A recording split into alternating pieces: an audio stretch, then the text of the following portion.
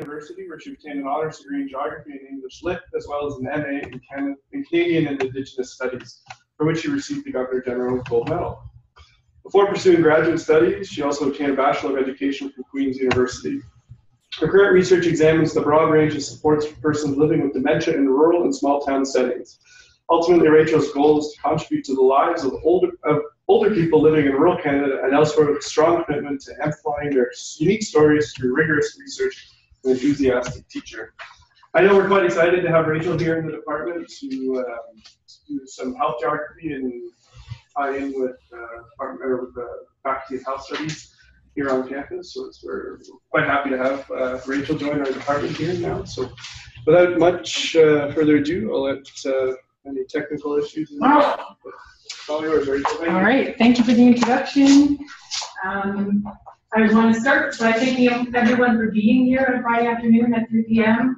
I know there's a lot of other places that you might want to be, but in particular, I'd like to thank the students from MELS. I was a nursing student. I have a wonderful student from my research methods course here today, so he's getting some bonus points for attending. I say this in particular because one of my mentors always says that an academic paper has a really short shelf life and a real legacy of research for students. So hopefully as students here today, you'll take away something about what scientific research is and interdisciplinary research that you can apply in your future in some way. So the work that I will be presenting today is a part of, well, is my doctoral thesis. This was defended at Queen's University, and I'll begin with an outline for you about exactly what I hope to do in this presentation. And hopefully that will keep me on track. If at some point I get off track, maybe you should put up your hand and remind me where I'm supposed to go. So my first goal, and one that threads its way throughout this presentation, is to challenge your assumptions about dementia. So I suspect that many of you know someone with dementia, or at the very least, also the opportunities of living with dementia, to sensitize you to what that experience might be like. And secondly, I want to quickly introduce some of you to geographic thinking and some of the tools that we use as geographers.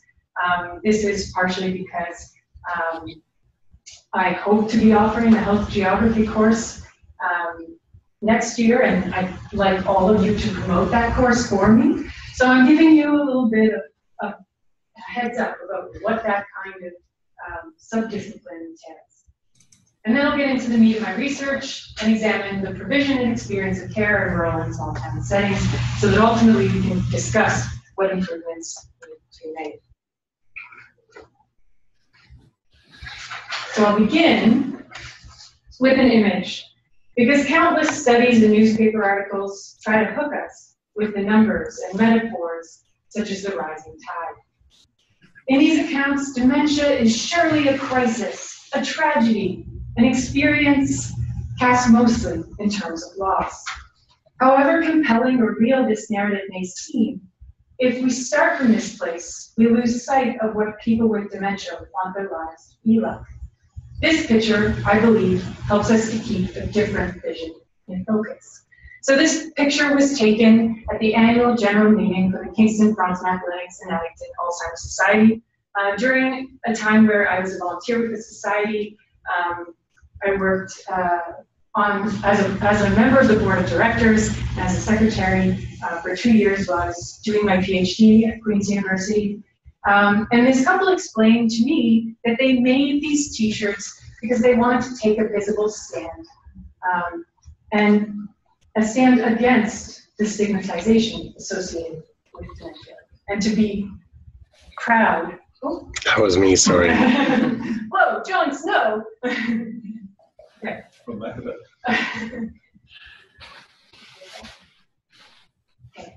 And to take a stand then against this kind of stigmatization, to think about what it might mean to live proudly in a community. So social scientists have increasingly seen the value of these kinds of perspectives. A decade ago, it wasn't common for social science research to even consider the thoughts and opinions of persons with dementia. It was thought that these were not valid, and the only way to measure the care needs of persons with dementia was to talk to their caregivers. So this has changed, but there's been limited attention from geographers or geographical gerontologists on what it might be like to live in a community with dementia. That seems like an area that geography could contribute to. The only research that does exist, and there are 2 papers by a geographer, focus, like the bulk of the social science research, on the perspectives of partners in care. So what exactly can geography contribute to this?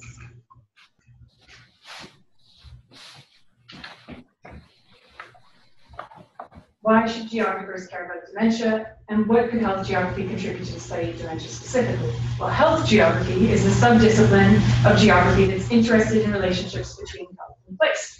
And you may recall from Dr. Spinney's presentation, if you were here 2 weeks ago, that John Snow is often thought of as medical or health geographer, one of the first, and this is not the Jon Snow fictional character from Game of Thrones. Instead, this is the guy who counted the cases of cholera in London in 1854.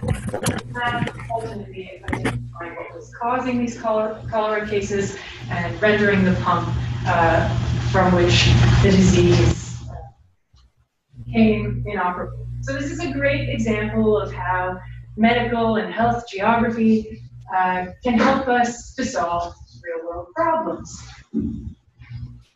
And while it is a great feat, health geography would be impoverished if all it was looking at dots on a map.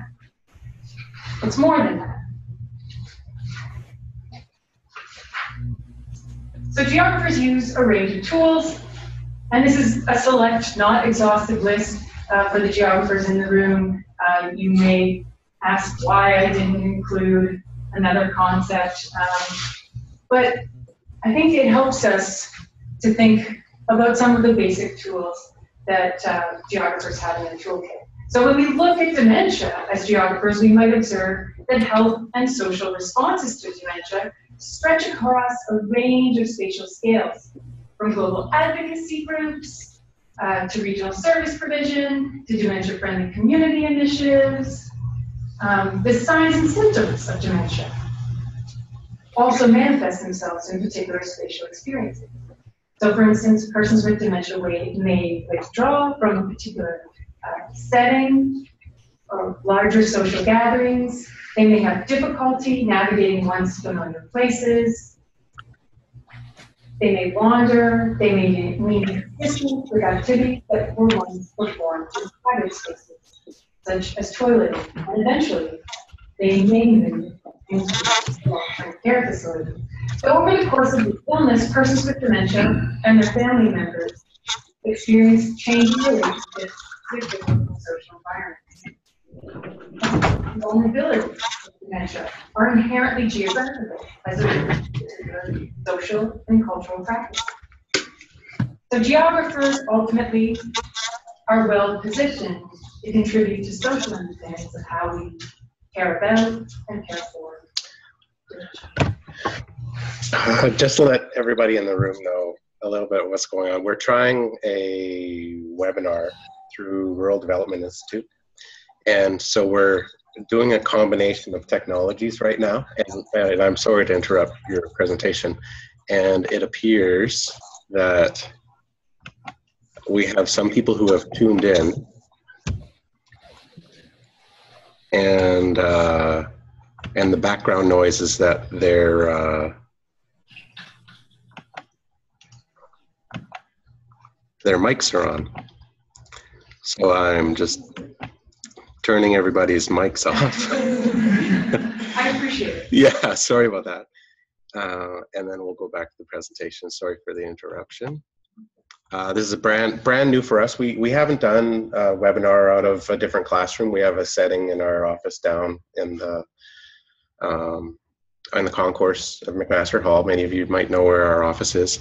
And because of the context of rural especially, this presentation is of interest, and I know there's a couple people who have logged on from across Canada to check out the presentation. So sorry for the interruption, but I'll try to work through the little bugs here.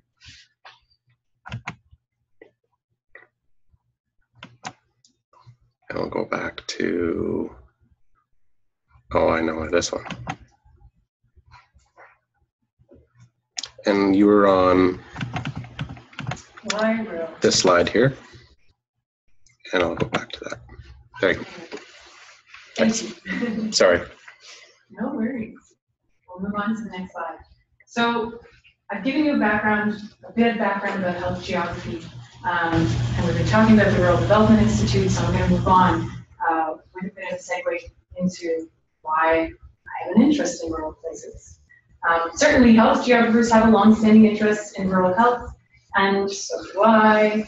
Way back into the days when I was, blonde and 3 and picking potatoes with my grandfather, whether I consciously had an interest in rural health at that point or not, it's been a long-standing and ever more conscious interest in my own life, with my own grandparents and parents still living in rural settings.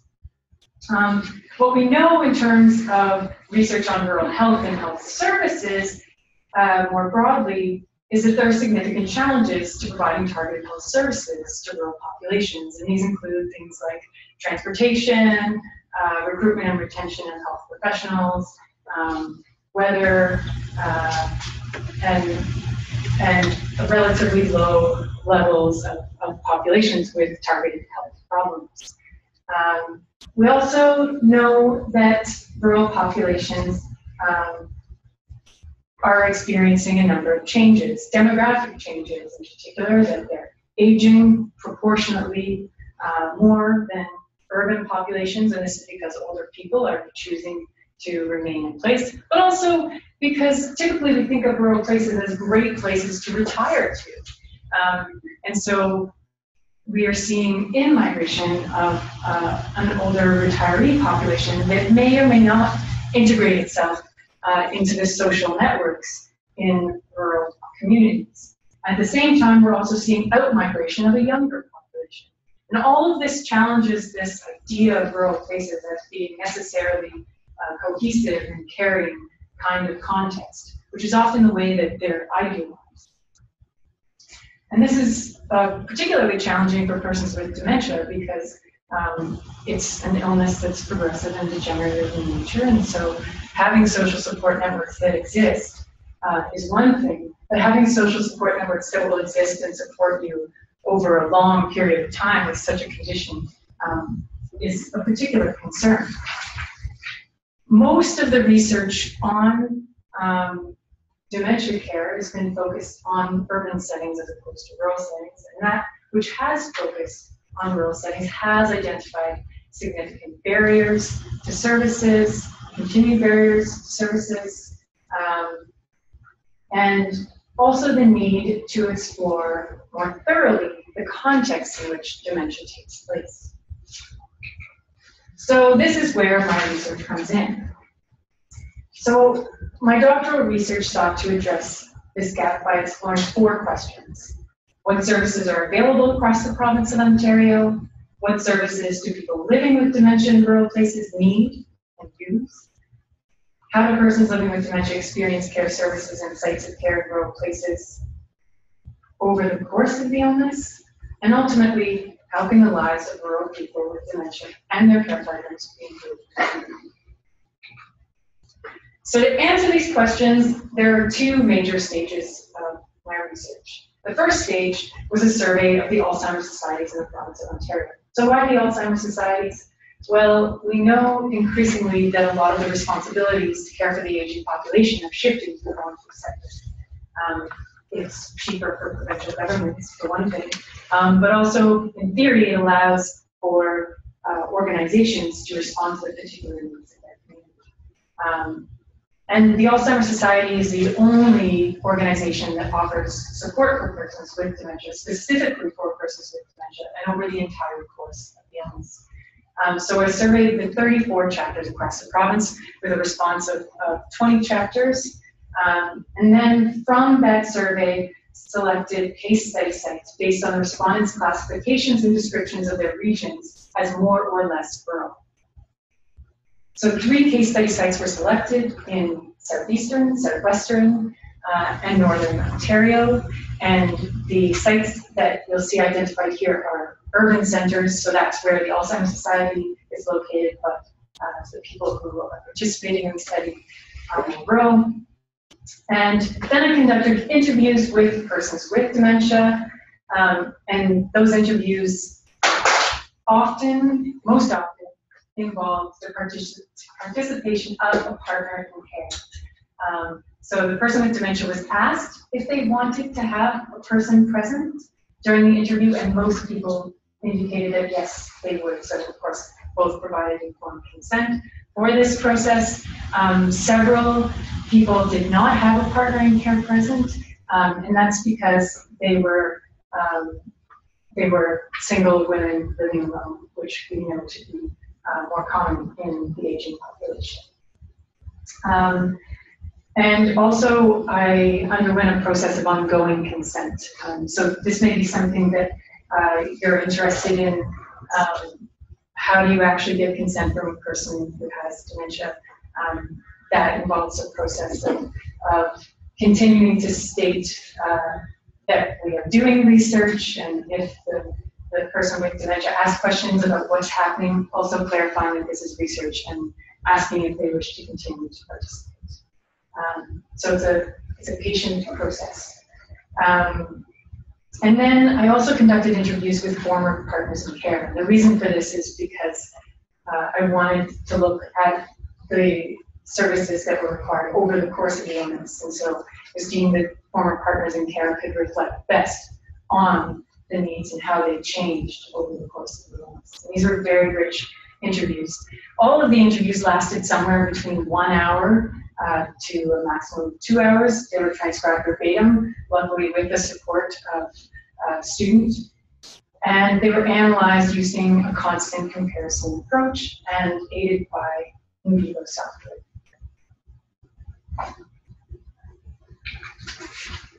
So I can't share absolutely every story of the 73 that I've collected, nor every part of the story today. So I'm going to touch on key findings from the research that I've selected because of their significance to the lives of persons with dementia and their partners in care, as well as I hope their value to service providers, to policymakers, and to rural communities.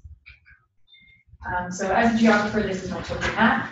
If you're not familiar with Ontario, you can see my case study partners range from more east in Kingston to Grey Bruce, which is actually the area that I grew up in, and just to St. Louis.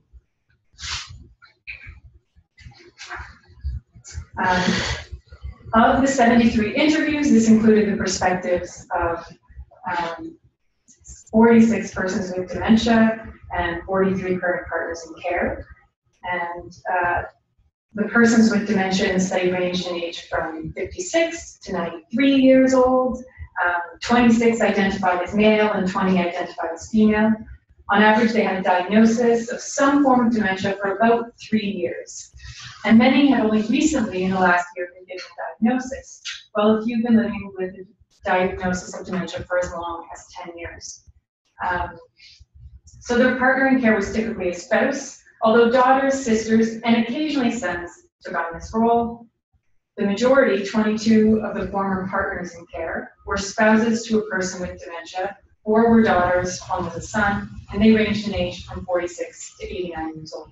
And again, the majority were women, 21 women, or not, I should say, in contrast, the majority were women.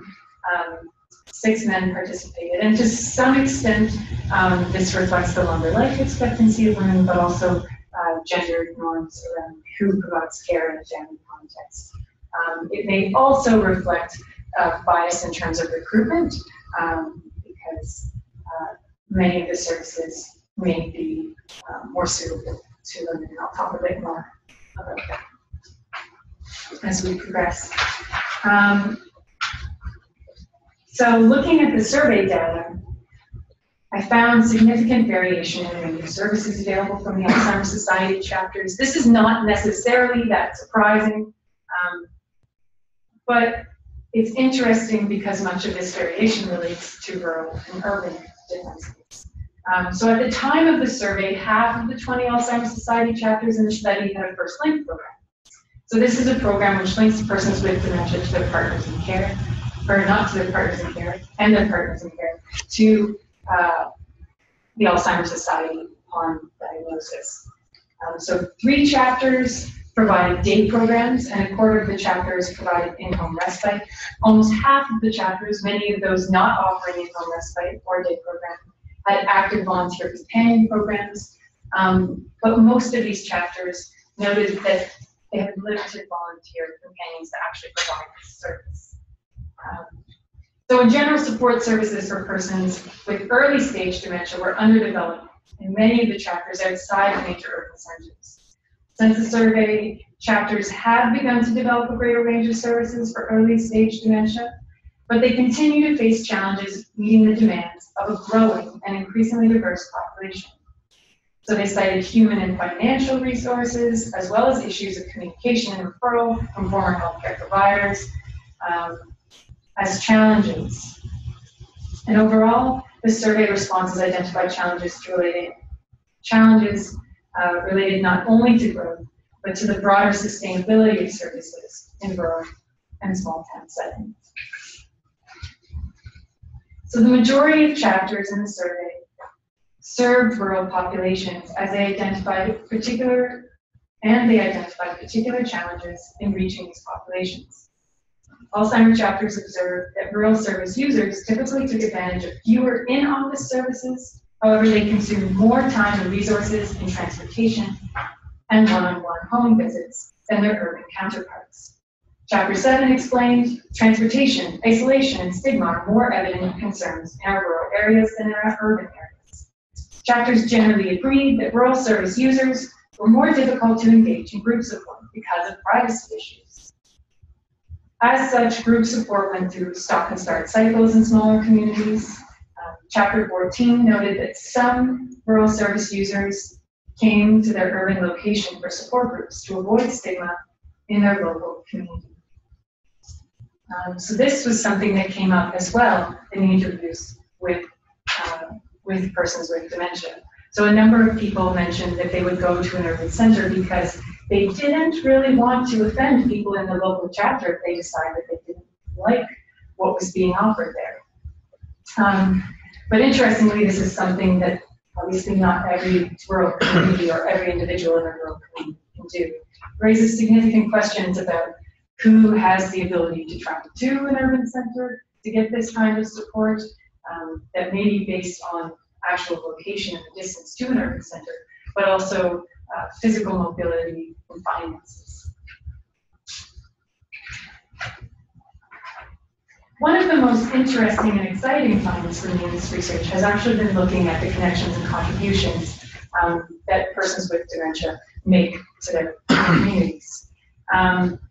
So in the interviews with persons with dementia, participants insisted that they were contributors to their community. They actively resisted being framed as dependent, and many people in this study identified a range of volunteer activities through which they contributed to their communities, as well as barriers to continuing volunteer commitments.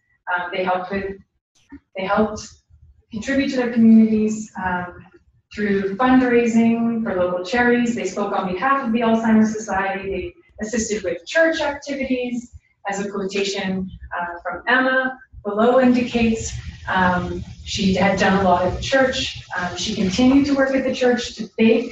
She was very familiar with the space. Had spent over 4 years going to the same church. And so in fact, this was a very enabling space for her. But then other participants, such as Beatrice, identify some of the challenges of actually continuing this participation related to things like transportation, but also flexibility in volunteer commitments. So when you have a series of medical appointments, or you're not sure exactly how you're going to feel from day to day, how do we create a volunteer structure that enables you to continue to contribute, even if it may not be on such a consistent basis. What's interesting from this is that people really wanted to participate and to contribute to their communities. And this also was reflected in their care for their families.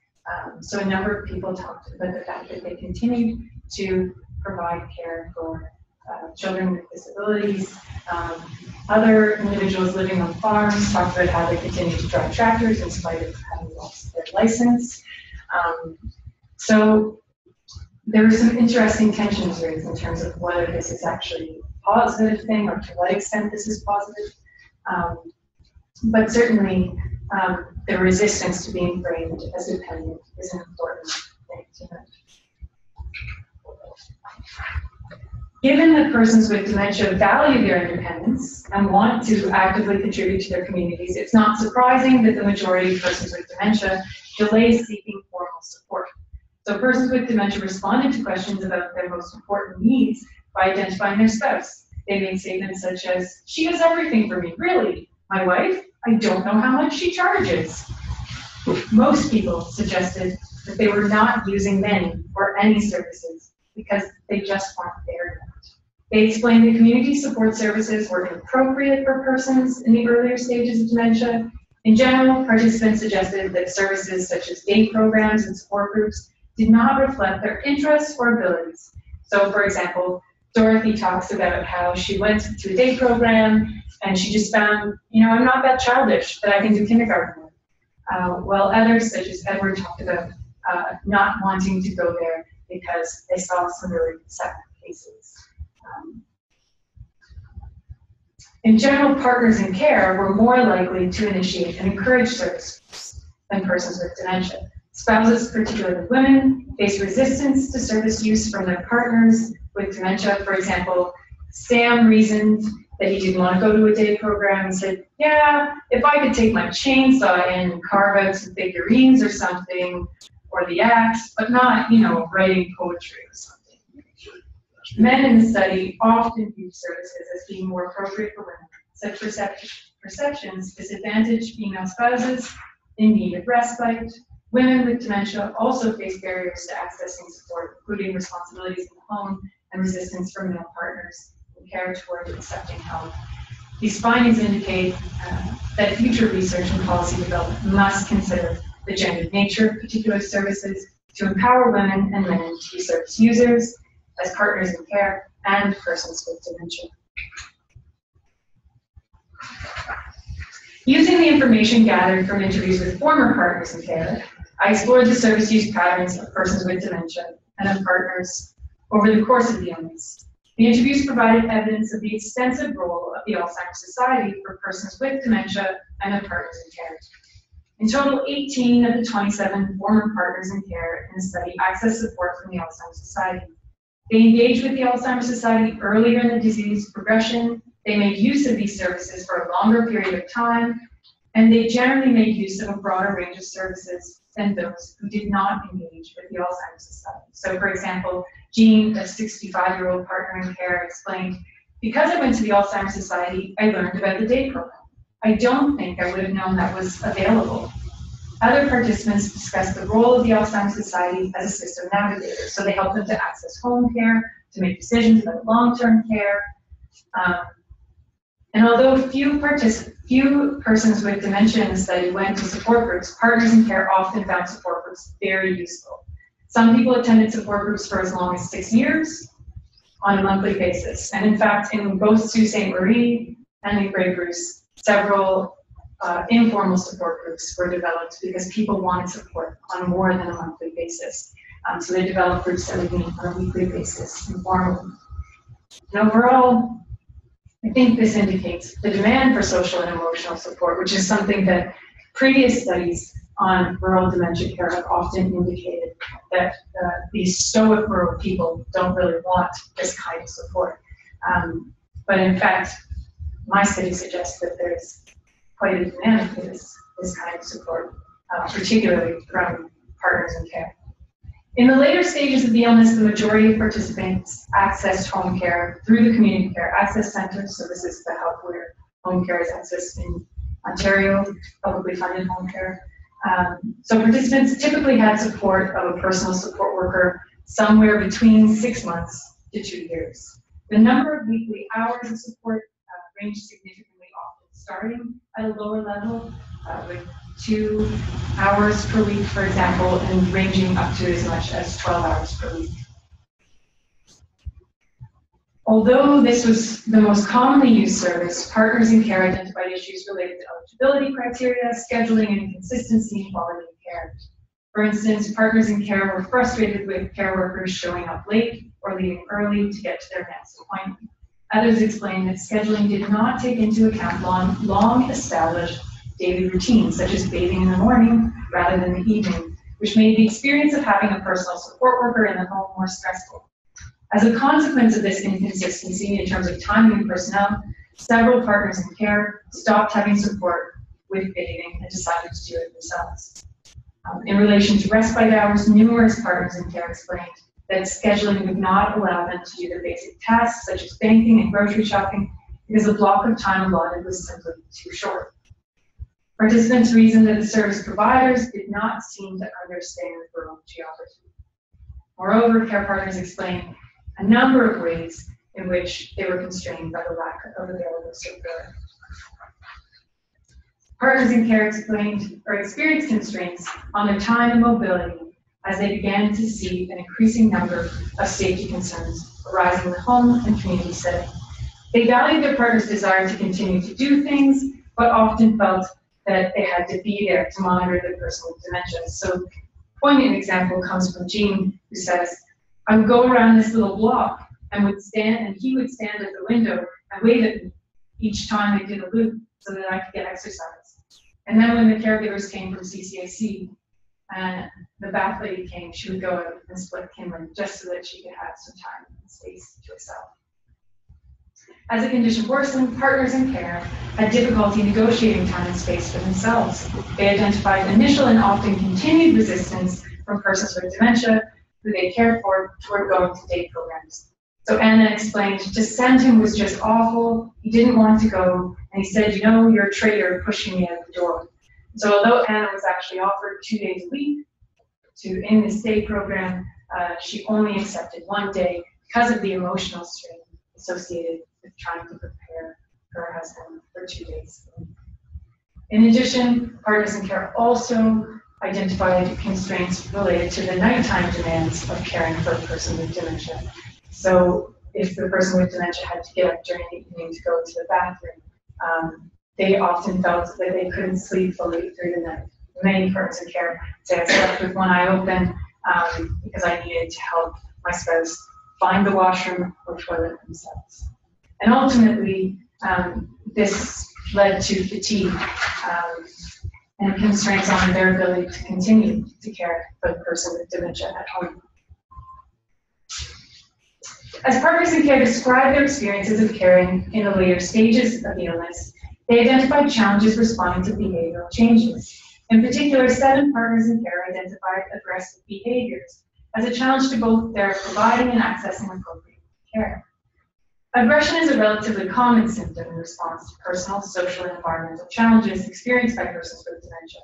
As such, it's often referred to as a responsive behavior.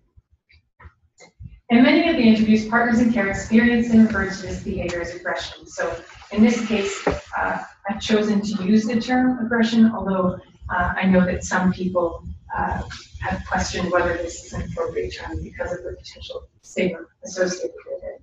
At the same time, if we don't talk about the ways in which Partners in Care are actually experiencing this, then we're not recognizing their feelings and the potential threat that they experience. So Partners in Care recounted a range of strategies for responding to such behaviors, as well as a series of problematic responses from personal support workers and other healthcare workers. So for example, Mary explained, "I just felt that they didn't really know how to deal with it, or they didn't want to. There was this undercurrent of this man should be in a nursing home. You shouldn't be looking after him." The responses of personal support workers and case managers to behavioral changes led some partners in care to cease service use as they feared the person with dementia might be forced into long-term care. In spite of their vulnerability and the variable capacity of individuals to respond to aggression, partners in care sought to keep the person with dementia at home for as long as they could. Looking at the information collected in the interviews with former partners in care, the majority of persons with dementia died in long-term care. One person died at home, I believe 2 died in the hospital, and 1 died in hospice. And notably, the one who died in hospice had also had terminal cancer. Some partners in care had actively researched alternative settings of care, such as residential hospices. For example, Elizabeth recalled, "I got told, get the papers ready, we got to do something." And then this woman went into a nursing home under severe stress. I was trying to get her into hospice. The majority of partners in care felt pressured into and fought long-term care placement. Spouses in particular felt that they betrayed their partner's wishes.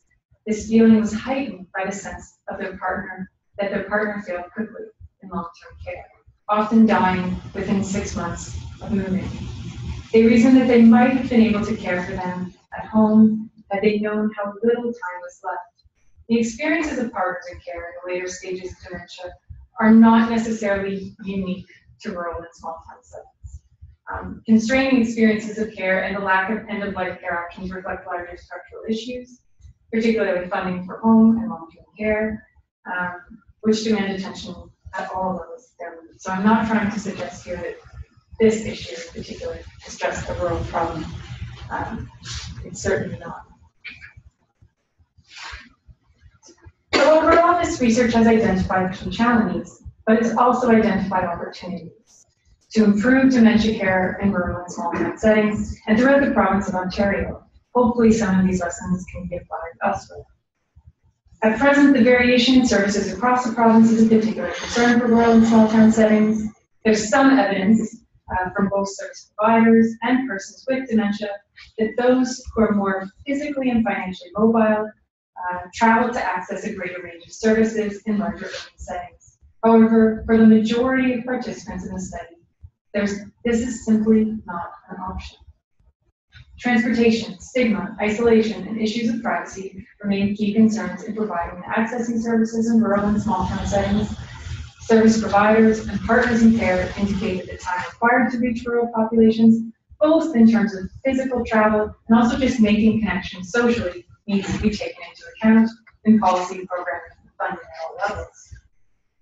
Recognizing the contributions of persons with dementia to their communities, families, and environments may go a long way to developing stronger connections with persons with dementia early in a disease progression. Without meaningful support for persons in the earlier stages of dementia, persons with dementia often delay using formal services, and these delays in service use place increasing demands and constraints on partners in care. Partners in care feel compelled to keep persons with dementia at home for as long as possible, yet they identify a lack of home care hours, social and emotional barriers to respite use, fatigue associated with nightly care demands, and challenges related to responding to aggression as barriers to keeping persons with dementia at home. At the same time, partners in care identified a lack of options for end-of-life care.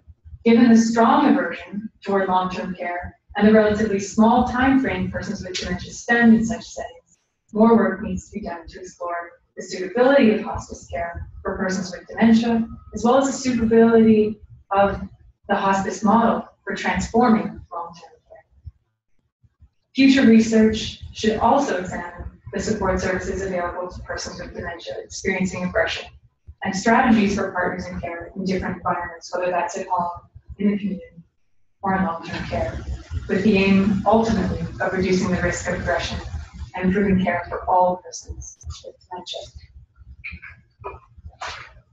So I should acknowledge at this point the limitations of this particular study design, one of which is the retrospective interviews. I had hoped in the retrospective interviews with former partners in care to be able to collect more detailed data about the when and where of care and caregiving throughout the course of the illness. And there was a significant variation in the kind of detail that I was able to collect. Interestingly, however, many people kept detailed diaries, and this may be a future source of information for research. As well, there's some challenges related to interviewing people within the context of care diet. There may be some degree of censorship because having your partner there, you don't necessarily want to say something bad about them or something that might make them feel bad. But ultimately, I think there's a great strength actually in interviewing people within a care diet because it really helps you to see how these care needs are negotiated within a relationship. As well, all types of dementia are included in the study, and I haven't actually distinguished between the particular experiences of persons with particular types of dementia. So if you know much about Lewy body dementia, some of the things associated with Lewy body dementia, some of the manifestations of Lewy body dementia, that people will shoplift or hoard, and so these kinds of social behaviors are very different kinds of experiences associated with caring for. And I guess living within a community context is obviously very different. If you have to go to the local grocery store and explain that your husband is stealing the groceries because he has Lewy body dementia. As well, there is a slightly larger than average Aboriginal population within all of the case study areas, particularly in Sault Ste. Marie. And so the particular experiences of this population are reflected in this study.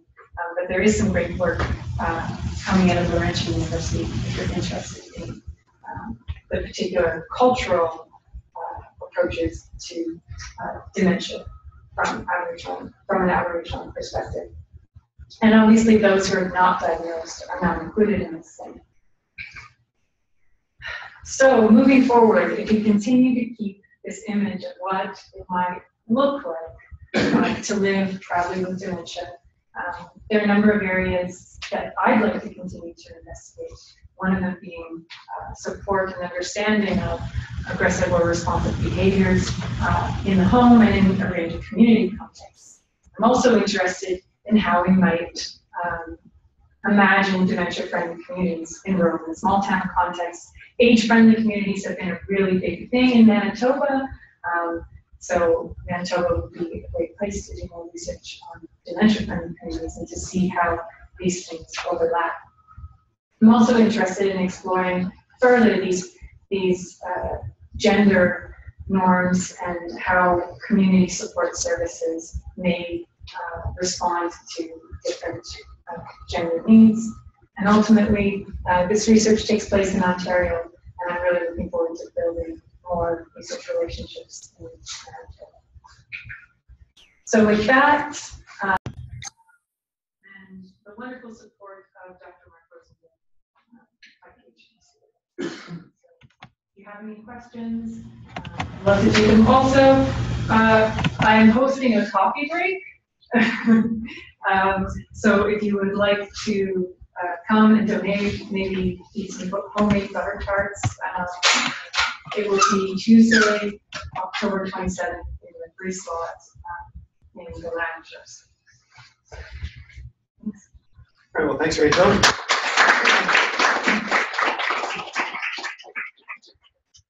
There's some time for questions. I'll let you let us know if there's any remote questions. Yeah, and We'll start with people in the room. that last bit. Did you experience in any of your case studies situations where the healthy spouse just cannot handle the reality of the condition of the affected spouse? Yeah. So my mother was like that. Yeah. I think there are definitely examples of that. And the case that I'm thinking of actually was a very difficult case to interview because the partner was actually to the point that they were almost blaming the person with dementia for not taking better care of themselves. So I actually had to ask them to stop. There's still a real stigma in Scotland vis-a-vis mental health. Yeah. Which is a cultural thing. Yeah, and a lot of the great mental health and social geography research around mental health comes out of Scotland from Hester Potter in geography. So she's actually written extensively about this sort of like stoic rural culture and how they won't recognize these mental health issues.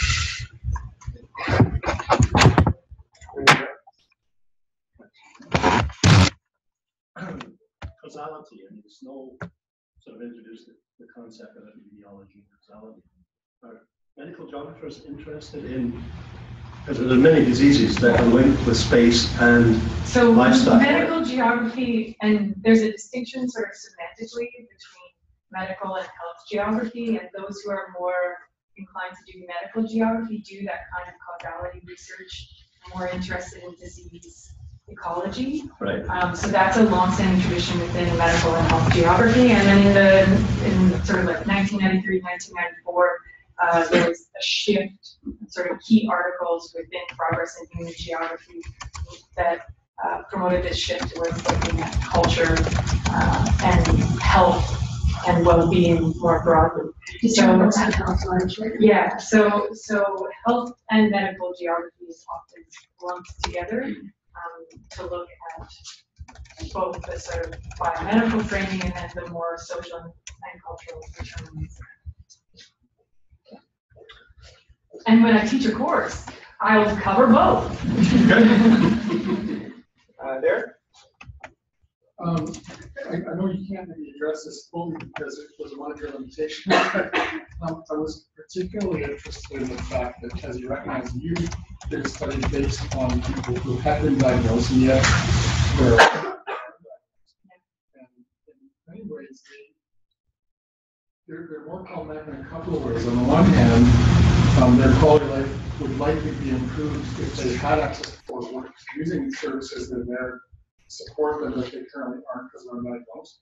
And secondly, maybe more importantly, and I can speak from a personal experience, when you have one person who is undiagnosed and the other person who is equivalent to their partner in care, but essentially is simply their partner, something traumatic happens to the healthy partner.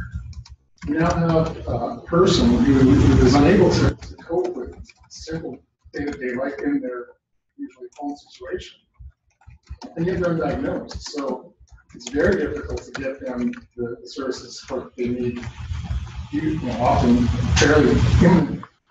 So I guess the question really is, if your goal is what can we do to help improve quality of life for people with dementia, how can we better address that problem, the needs of people who are undiagnosed? Yeah. A big part of that problem, right, is reducing stigma and increasing awareness. So in recognizing as well the potential contributions that persons with dementia can make to their community, I think that reduces some extent the stigma associated with dementia. So I think in some ways my research does address that problem because it recognizes what people with dementia can do and that they can do it for longer than perhaps we might assume. So I think that's one way of getting at that issue, and also just recognizing that stigma is rooted in particular places and particular practices. So I think geography is a good way of getting at that as well. Whether it's rural Scotland or rural Ontario, I think unpacking what it is about these places. Is it that what we value in a rural context is our ability to work and so we have to actually find ways to make that happen so that it's not such a scary thing. Question. Oh, sorry, Catherine. You were using dementia and Alzheimer's, or at least the society, interchangeably. Are those terms interchangeable? So the Alzheimer's Society, I use the Alzheimer's Society, and the Alzheimer's Society talks about whether they should be the Alzheimer's Society all the time. Alzheimer's is the most common form of dementia, but there are many other forms of dementia, such as Lewy body dementia. So dementia is sort of the catch-all under which Alzheimer's falls as it was called, but not necessarily the same thing. So I tried very hard, and if I slip back into it, to talk about dementia because I'm talking about the big picture. But the Alzheimer's Society is the brand name, and because it's been very successful as a brand name, they're hesitant to change it. Did you in your study differentiate? I noticed where a lot of your partners who were providing care were spouses, but that you also had partners that were providing care who were siblings or children. Did you differentiate at all, or did you come to see some differences in terms of needs, in terms of your findings? There's certainly a difference in terms of the ability of non-spouse partners in care to make demands and to access services in a way that partners in care who are spouses can't necessarily do. Issues of betrayal, the relationship is a much closer relationship, and you're literally often cohabitating with this person, so that also changes the dynamic significantly. So I would say that often, for example, children will say, "Mom, Dad, you have to do this." A spouse typically doesn't have that same kind of ability to make those things. I'll ask the question. Part of this was about trying to improve care, sort of after the diagnosis is made. I wonder, knowing what Jamie mentioned a couple of weeks ago, and it was in the news that we now have more people over the age of 65 in this country than under the age of 14 for the first time ever. If starting the conversation early about health planning for later, so that people are making decisions with sound mind, before potential, and it could be whether it's dementia, mental illness, or physical illness like cancer or something, right? They have similar impacts in the home. So I was wondering if putting some effort or some focus on pre-conversations would be useful. Yeah, it's certainly something that people are trying to do, but I think it's also, we have this tendency to talk a big game about prevention and promotion of things, but this is a long-term situation. We're already in it. We also have to focus on, what's happening and how to improve that. Mental health is a standard form now, which if you're doing a will, a good lawyer will sort of give you that. And it addresses for your executors whether you want certain kinds of things done. It's funny, I'm listening to this thinking, like, my parents still don't have my brother on the will. So if anything happens, my sister and I have everything. We had to redo ours, and that's how I learned about this new form that mental health has. Well, apparently we have an online question. Well, no, I do have a couple people that mentioned that they did so Vilch has said that they're doing research in early childhood supports in rural areas, so it was good to hear the approach and implications. I don't have any questions. Sylvia, thank you. I didn't get that from the handle.